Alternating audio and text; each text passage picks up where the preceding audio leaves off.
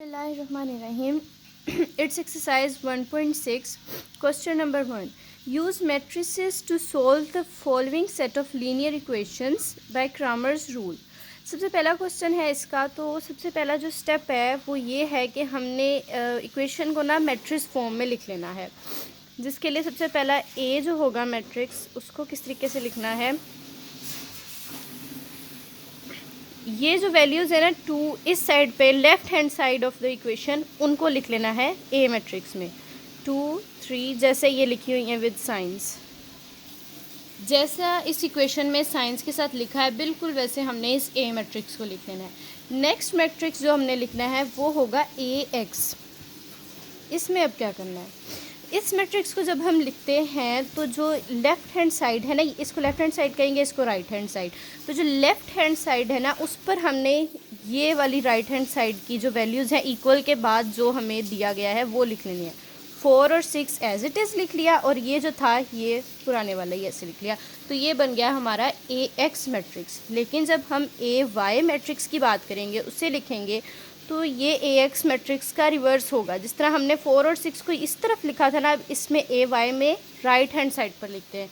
बस ये याद रखना है कि ए एक्स में जो ये वाली वैल्यूज़ है इक्वल के बाद ये लेफ़्ट हैंड साइड पर आएंगी, जबकि ए वाई में राइट हैंड साइड की तरफ आएंगी, और ये वैल्यूज़ ऐसे ही रिपीट हो जाएंगी। नाउ नेक्स्ट इज़ कि हमने ए का डिटर्मिनेंट फाइंड करना है ए मैट्रिक्स का, जो हमने लिखा था।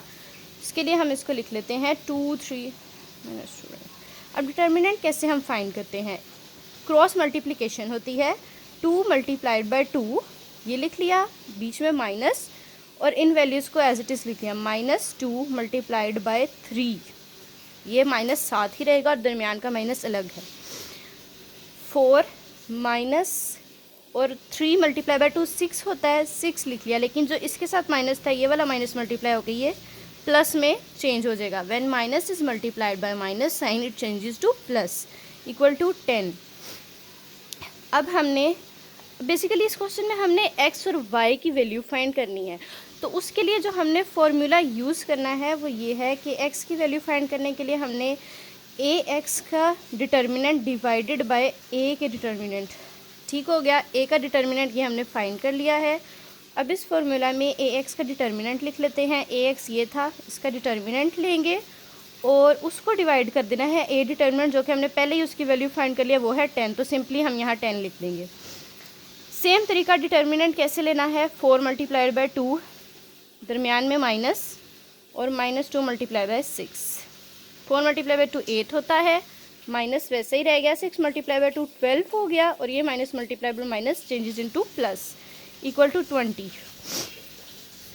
सॉरी, यहाँ डिवीजन भी लिखनी थी, divided by 10 20 divided by 10 is equals to 2। ये क्या आ गई, एक्स की value, X is equals to 2। What is the result? So finally we find it the value of X. Now we want to find the value of Y. Same formula, but क्या होगा, y is equals to determinant of A Y, जो matrix हमने लिखा था उसका determinant divided by determinant of A Y की value लिख लेनी है हमने यहाँ, जो कि है 4 6 डिवाइडेड बाय डिटर्मिनेंट ऑफ ए, जो कि हमने 10 उसकी पहले से ही वैल्यू फाइंड की हुई है। अब वही तरीका 2 × क्रॉस मल्टीप्लिकेशन याद रखना है। पहला स्टेप डिटर्मिनेंट लेने में क्रॉस मल्टीप्लिकेशन है, और दरमियान में नेगेटिव यानी माइनस का sign. 2 × 6 minus 4 × 3 divided by 10 is equals to 12 minus 12 divided by 10। 12 minus 12 क्या होता है, 0। 0 डिवाइडेड बाय 10, अगर 0 से किसी भी चीज़ को डिवाइड करते हैं ना तो आंसर 0 ही आता है।